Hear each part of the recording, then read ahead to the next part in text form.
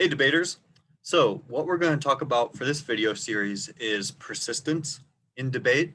If you don't exactly know what the word persistence means, don't worry. We're going to talk about it in the next slide. So I'm going to define it for you. We're going to talk about it quick.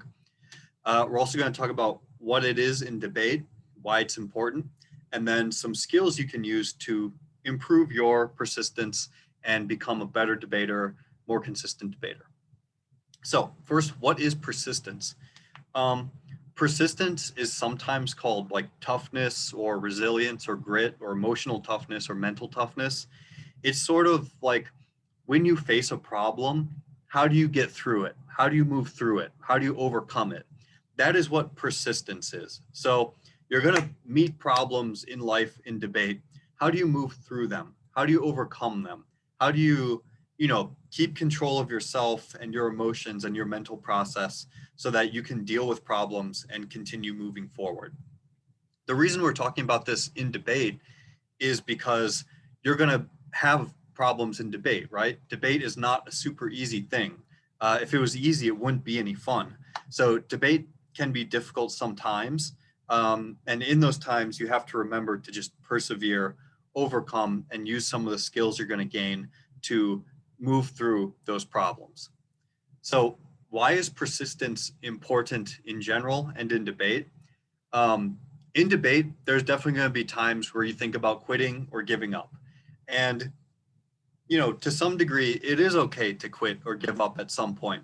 Um, but it depends on the reason why you're doing it. So if you feel like you need to spend more time on school because you're falling behind, or your family wants you to spend more time, or you're just more interested in other things, and debate, trades off with those might be good reasons for stopping debating and going doing something else. And that's from someone, my 24/7 job is to do debate stuff, but I get it. Debate, everybody quits debate at some point. Um, but if you're doing it for the right reasons, that's okay. But if you're doing it because you think it's too difficult, or you feel like you're not cut out for it, you're not right for debate, stuff like that, those aren't good reasons for quitting debate, right? Because you're going to face those types of problems in every activity, in school, in your life. At some point in your life, there's going to be something that's going to give you problems, and you're going to have to move through it and persevere, right? Debate is just one of those things, where one of those places where it might happen. So we want to work on our skills to do that, to overcome and move through those things in debate while we're here. Um, and we're just going to build up those skills for life, right? So that's why it's important. The better you get these skills, the more you're going to be able to debate more effectively and continue debating and building those skills and getting better. And it's not just going to help you in debate, it's going to help you in the whole rest of your life. It's going to be really, really great, really helpful for you.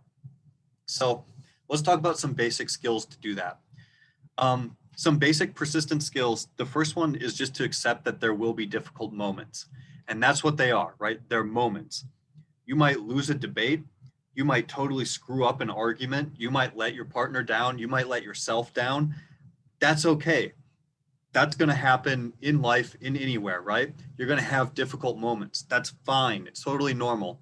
What's not okay is to let that difficult moment define everything else. So when things go wrong, you just have to remember it's just one thing that went wrong, and you're going to move through it, and you're going to have, a whole future ahead of you of other great stuff that you can work on, that and good experiences and memories you're going to have.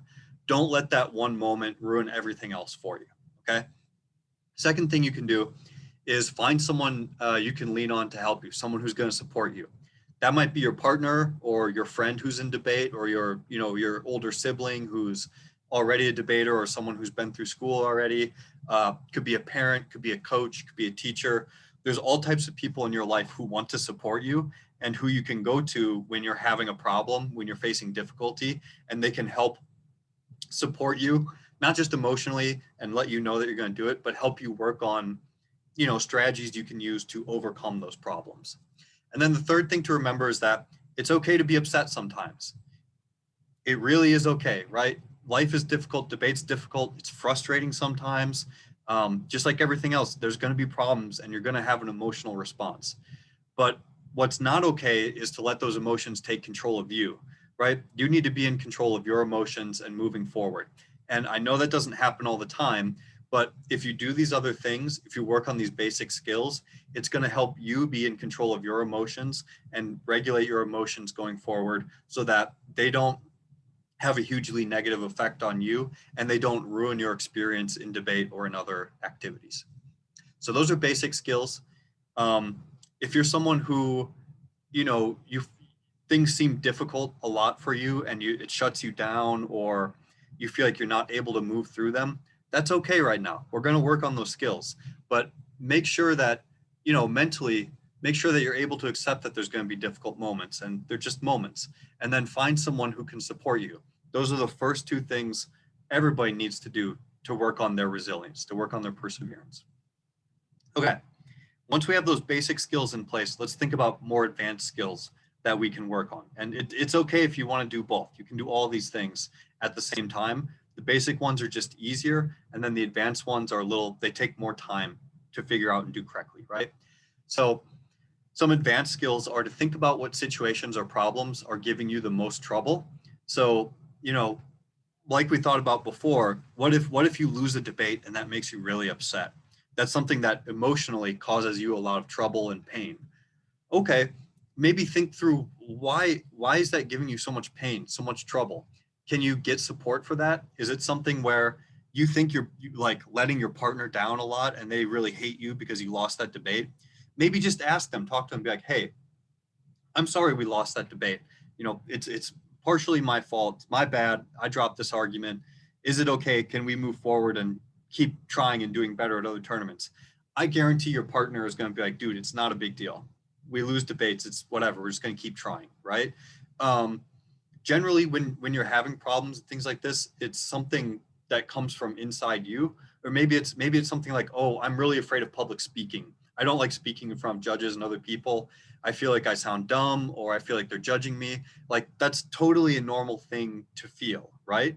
But in debate, you're going to have to talk in front of people. It's just part of the program. And in life, in school, you're going to have to talk in front of people a lot. So let's work on getting support for those skills, talking to someone who can help you, like a teacher or coach or a parent, and then working on a plan to help with that, right? So if these problems are giving you trouble, get support, or if possible, find a way to avoid that problem or situation. In those two examples, you can't really avoid that situation, right? Because at the end of every debate, you're either going to win or lose, and you're also going to speak during every debate. But there are problems in debate that you can avoid, right? If there's maybe a certain person who's giving you trouble or who you don't like being around, you can choose to be somewhere else at tournaments. If you see them, just go somewhere else, right? If you have a problem with like pronunciation of a certain word or something, and you feel really self-conscious about your pronunciation, just re-highlight your evidence. Don't include that word, right? Use a different word. Find a different way of talking that helps you avoid that problem. Avoiding problems or situations that cause you this type of harm, this type of trouble is okay sometimes if it's something that allows you to continue doing the activity and doing it in a way that's comfortable for you. And then also think about any excuses or negative talk that you're giving yourself and try to stop it. Like I said, a lot of these problems with perseverance are sometimes internal, they're sometimes mental, things we give ourselves. So when you're feeling these problems, when you're feeling like, you want to give up or you're having this difficulty, think about, is it something that you're causing yourself? Is it an excuse that you're giving to yourself or negative talk you're giving to yourself? Like, if you don't like speaking in front of people and your reason is because you think your voice sounds bad or you think you sound really dumb when you talk, that's something you're telling yourself, right? Nobody else is telling you that. And I guarantee if you ask people, they're going to disagree with you. They're going to say, no, that you don't sound that way. You sound fine.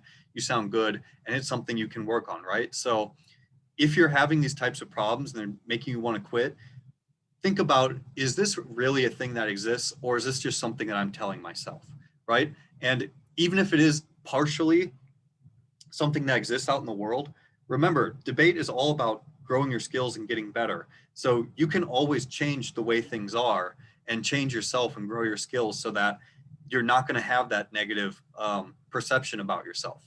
And remember to ask for help, right? In the last one, we talked about people who can help you. Remember to ask for help. Okay, that leads us to the expert skills. So if you've done all that stuff, you're probably in a pretty good place. But these are things you can also do to help out and build on those. So first is to focus on what you can do on your own. So without teachers, parents, coaches, anyone, what can you do on your own? How can you help yourself to grow your persistence or resilience? Maybe that means that you need to find a space you can go to, either in your house or at your school or something, where you feel like you can decompress and like just mentally reset. Make sure your coach knows where that place is so you don't just go missing. But that might be an option for you. Or develop strategies and routines for dealing with difficult situations. I know a lot of people who deal with anxiety issues, who deal with issues of like depression stuff, and when things get difficult, they have a routine that they use to help sort of reset. So whether it's just closing your eyes, taking a deep breath, counting to 20, or whether it's going to a particular place, or whether it's finding objects in the room that are a particular color and focusing on that for a minute.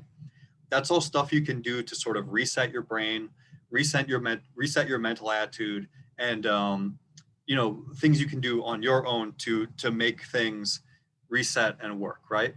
And then the third thing is to be mindful of your own thoughts and how they affect you. So not just the excuses and negative self-talk, but everything that's going on in your life, right? What's your mental state before you go to a tournament? Have you eaten enough? Are you hydrated? How's your day been? Have you been having a good day, bad day? Did you have a bad presentation in class, or somebody said something to you at lunch that's been upsetting you? Be mindful of where you're at, because it might be all that other stuff that you're bringing into debate, or you're bringing into other aspects of your life, that's causing these problems. And sometimes you need to just, that stuff happens and you just need to leave it at the door. And when you come to debate, or you come to class, or wherever you're going, you just focus on that one thing and, make sure you're into it, and that you're not letting all that other noise and things affect you. So those are some skills you can use for persistence. I think if you really help grow these skills, they're not going to be helpful to you just as a debater, but they're going to be helpful to you in your entire life, and including in school and basically everything else you do. So work on these skills, especially if you've been feeling, the strange thing is, the people who need these skills the most are the least likely to get them, right? Because if you really are feeling like you want to quit, you probably quit before you ever even get into this video or these skills, right? But if you've been around long enough that you start to see some of these skills, then you actually can start practicing them, and you're going to do a lot better with them, and you're going to grow a lot faster. You're going to grow these skills. You're going to have a lot more fun in debate by making it something that you can deal with really well and that you're going to be able to enjoy. So I hope you really enjoyed this video. I hope you learned a lot, and please practice these skills in practice and at tournaments. And I think it's going to do a world of good for you. So enjoy. I'll see you at the tournaments. Good luck with the other practices.